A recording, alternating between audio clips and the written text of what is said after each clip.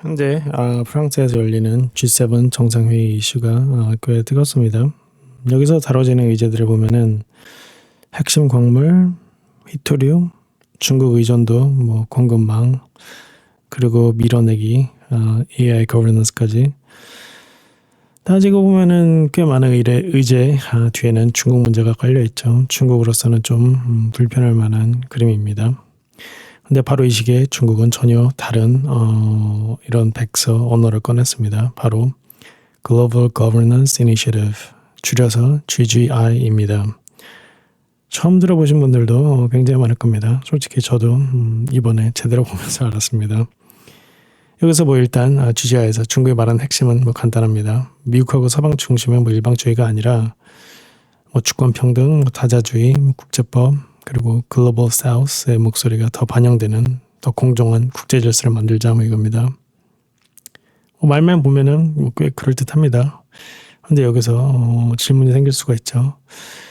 이게 정말 공정한 글로벌 거버넌스 구상일까? 아니면은 중국에게 유리한 국제 질서 해석 넓히는 장치일까?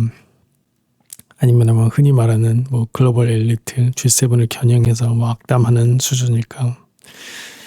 오늘은 이 GGI가 뭘 말하는지 짧게 보고 그 말이 현실하고 어디서 충돌하는지, 그리고 실제 참가국들을 보면은 이 구상이 어떤 성격을 갖는지 좀 살펴보겠습니다.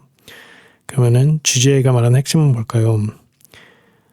중국은 지금 국제 질서가 소수 선진국 중심으로 운영되고 있다고 주장합니다. 국제 기구의 의사 결정도 그렇고, 금융 질서, 제재, 국제법 적용, 또 결국 힘 있는 나라한테 유리하게 돌아간다 이런 겁니다. 그래서 중국은 더 공정하게 이거 거버넌스가 필요하다고 말하는데, 말만 보면은 꽤 그럴듯합니다. 실제 기존 국제 질서가 개발도상국한테 항상 공정했던 건 아니고, 서방 제재, 국제법 적용에도 선택성이 있었던 게 사실이고, 항상 그랬다기보다는 그런 부분이 없잖아 있었던 부분도 있고 가끔가다. 그래서 글로벌 사우스 국가들이 이런 문제 제기에 귀를 기울이는데 이유가 있습니다. 중국은 바로 그 불만을 정확히 파고드는 거죠. 그래서 이거를 단순히 중국말에 속았다 이런 식의 문제로 볼 건 아닙니다. 여기서 또 중요한 질문이 생기죠. 중국이 말하는 이 원칙들 중국 자신들한테도 같은 강도로 적용되는 거나, 이 지점에서 GGI의 가장 불편한 이 시험지가 나옵니다. 바로 남중국해입니다. 필리핀, 베트남, 말레이시아, 브루나이, 인도네시아 같은 나라들도 각자 해양 권익이 있고, 이들도 넓게 보면은 글로벌 사우스에 속하는 국가들입니다. 그렇다면 중국이 말하는 이 글로벌 사우스의 권리하고 주권, 이 나라들에게도 똑같이 적용돼야죠. 하지만 현실은 여기 많은 나라들하고 지금 해양 권익, 주권 문제로 다투고 있죠. 중국이 정말 주권 평등을 말한다면은 중국보다 작은 주변국들 해양 권익도 같은 무게로 다뤄야 되는 거 아닌가요?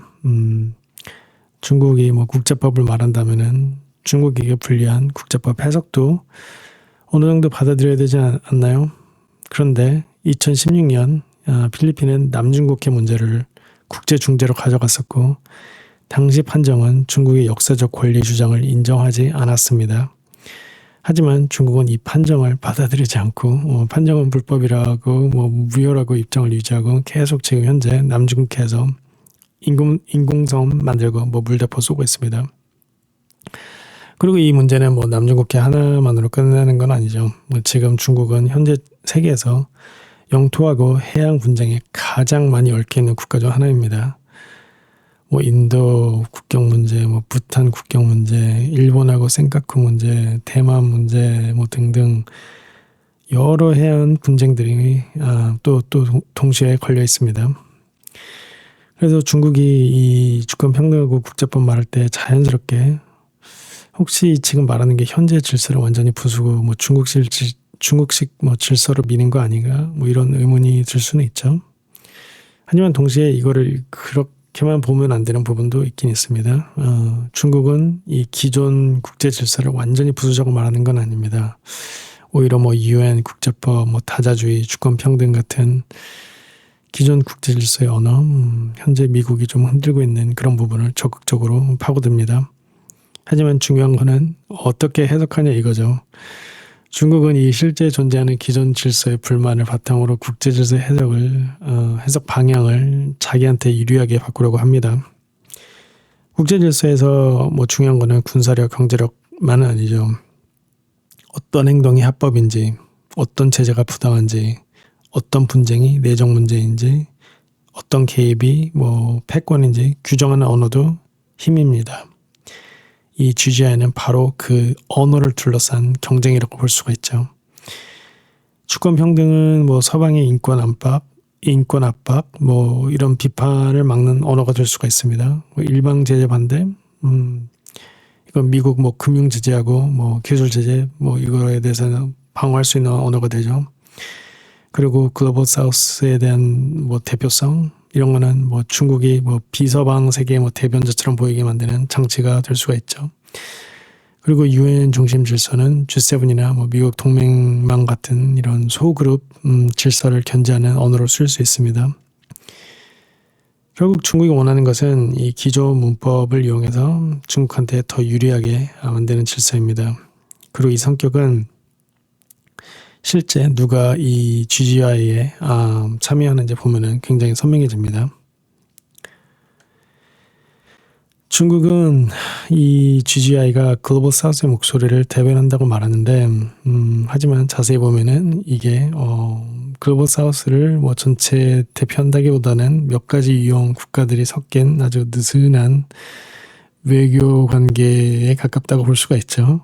먼저 북한, 뭐 이란, 쿠바, 베네수엘라, 벨라루스 같은 이런 서방 제재나 압박을 굉장히 받아온 나라들, 이들한테는 이 GGI의 주권 평등, 내정 간섭 반대, 뭐 일방 제재 반대 이런 거는 뭐 거의 맞춤형 외교 언어죠. 또 중앙아시아 국가들, 뭐 라오스처럼 중국하고 뭐 지리적, 경제적으로 좀 밀접한 국가들도 이들은 뭐 중국하고 관계를 관리할 필요가 있죠. 아프리카 국가들도 많이 보입니다. 뭐 이들은 뭐 개발금융, 인프라, 국제기구 대표성, 뭐 기후재원 문제에서 기존 질서에 조금 불만을 가질 이유가 있죠. 그리고 사모아, 솔로몬 제도, 뭐 몰디브 같은 뭐 소국, 도소국들도 있습니다. 이들에게 이런 구상에 참여하는 비용은 낮죠. 뭐 중국이 뭐 해달라는 건 아니니까. 하지만 중국과의 관계나 국제무대 발언권 측면에서는 얻을 것은 많습니다. 즉 이 나라들이 뭐 단순히 중국한테 속았다는 게 아니라 각자 참여할 이유가 있다 이거죠. 하지만 뭐 그렇다고 해서 이게 뭐 글로벌 사우스의 뭐 전체 뭐 총이라고 보기는 어렵습니다. GGI는 이 글로벌 사우스의 불만을 건드리긴 하지만 실제로는 뭐 중국과 이해관계가 맞는 국가들, 뭐 기존 뭐 서방 질서에 뭐 불만이 큰 국가들, 그리고 뭐 저비용 외교 참여가 좀 유리한 국가들이 섞인 뭐 이런 관계에 가깝다고 봅니다. 그리고 이거는 여기에 빠진 나라들을 보면은 좀 더 분명하게 보입니다. 이 글로벌 사우스를 얘기할 때 빠지기 어려운 핵심 국가들, 예를 들어서 뭐 인도, 브라질, 남아공, 뭐 인도네시아 같은 국가들, 이 모두 이 중국 주도의 GGI에 뭐 올라가지 않았습니다. 이 나라들이 뭐 기존 국제 질서에 불만이 없다, 뭐 그런 건 아닙니다. 뭐 각자 뭐 금융 질서, 뭐 개발권, 기후 책임, 국제기구 대표성 문제에서 불만이 있을 수는 있습니다. 하지만 그렇다고 해서 곧바로 중국이 만든 뭐 플랫폼 관계에 들어가는 거 이건 또 다른 문제죠. 예를 들어서 지금 인도 G7에 와 있죠. G7 회의에.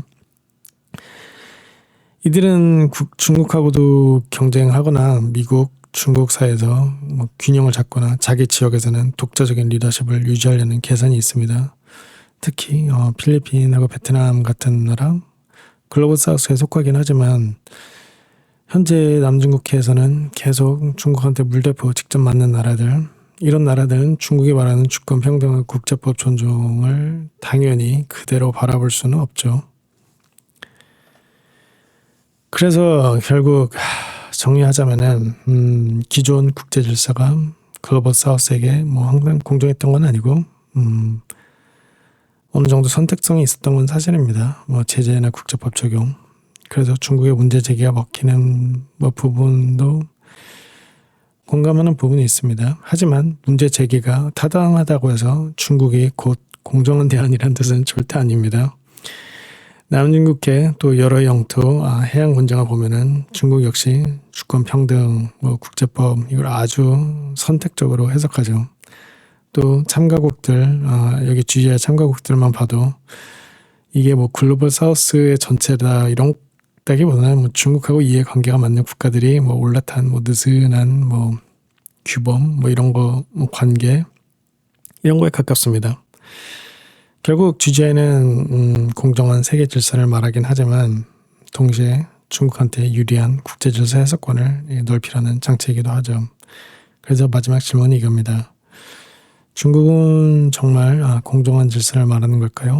아니면은 중국에게 유리한 질서를 공정하다고 부르는 걸까요? 그러면은 오늘도 감사합니다.